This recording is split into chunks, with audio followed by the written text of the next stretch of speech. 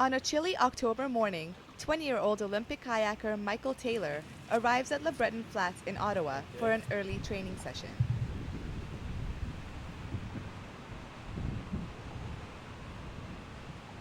I started kayaking at a pretty young age. I was about 8 years old, and my parents put me in a summer camp. For kayaking, I didn't really know what it was, but right away I just loved being on the water. And I was lucky enough that my first instructor was a national team athlete, and she kind of got me right into the competitive stream of things. And soon enough, I was racing at the national championships and then internationally. This led Taylor to the Olympic trials this past April, where he placed first out of 5 hopefuls and took him to London, something which Taylor also chalks up to chance.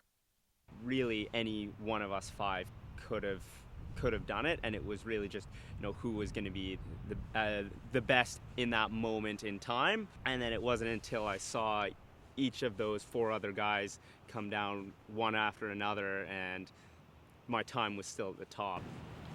Taylor's coach of 10 years, Michael Staniszewski, weighs in on how it felt to see his student win his way into the Olympics. This was incredible, just because no one expected Michael to do as well as he did. So definitely that brought a lot of intention and emotions, and the environment was it was really exciting to see. A lot of people kind of saw me as maybe competing for 2016, 4 years from now, but I kind of knew myself that I could compete this year, and I was ready for it. I think I surprised myself a little bit in being that good early on. Taylor may have surprised himself, but his friend and training partner Alexandra McGee says she always had faith in him. I knew he could do it, but it was just amazing that he actually did it. It's so hard to pull off a race like that, and I think he definitely did have one of the races of his lives, and he did really well. I'm really proud of him. Despite Taylor's talent, he almost didn't make it to London because of funding problems. With the help of a lot of friends and family, I was able to fundraise through selling T-shirts that said, "I'm with Mike Taylor, London 2012." And tons of friends and family bought those. Aman Nabi and Paul Gremin, close friends of Taylor's, started a fundraiser to help Taylor's Olympic dreams come true. He ran into some trouble with the funding in his kayaking dreams. There isn't much money for kayaking in Canada. It's not exactly something they put a lot of focus into like hockey or other sports. So he needed some help getting some money, and we had the resources and the network to kind of help him with that.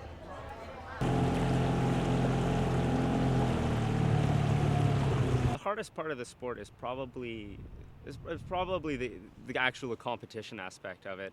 I mean, you can train, we train so much, but it all comes down to, again, the races and how you do, and how you handle the pressure. And racing is entirely different than training, and it doesn't always, being good in training doesn't always transition into the races.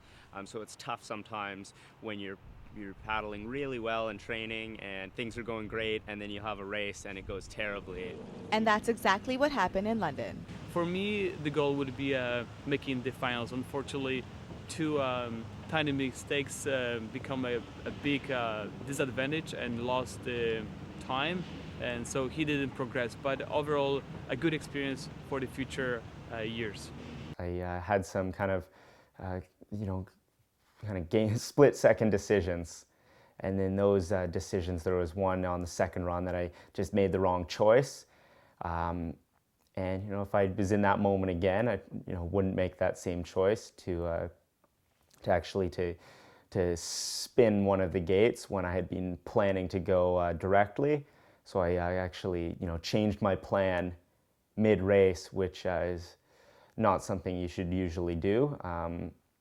And I had the room to stick with the plan, but I kind of got nervous and went with a plan B that was safer, but obviously slower. And that was kind of the major mistake. But that was sort of it's one of those decisions that you can't really, those are the moments that you train for that by racing in big competitions. But Taylor says he won't let those mistakes keep him down. I was really disappointed, especially in the moment, because I really thought that I was capable of making that semifinal. But in looking at it afterwards, I look back and just that experience that I got and that feeling of competing was so valuable and is going to help me in these next years of training. You know what? He went out, he put on a good show, he did his best. Like, we can't expect any more of him than that. We weren't entirely disappointed with the result because in kayaking you're supposed to peak around the age of 24. Mike's 20 years old. He's by far the youngest competitor on the international scene. It's something that he has to look forward to in the future. The fact that he already has Olympic experience when he's 4 years before his prime, when there's another Olympics coming up, when he's supposed to peak, we're mostly excited for that, and we're happy that he got the experience of a lifetime. Rio 2016. London finished and I was already looking to Rio.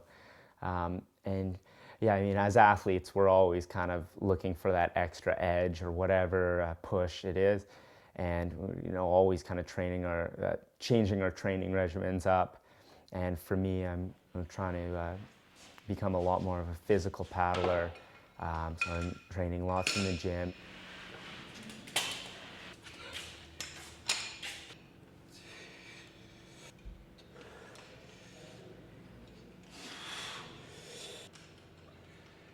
Big changes, I've started actually training in the sprint boats, and that's been great so far. Just to get in a different boat and be able to really push myself physically, which I think is going to carry over into the next season. And I'm excited for that next season and actually have time to prepare for it. And now that I kind of have reached one level, I'm excited to get to the next level.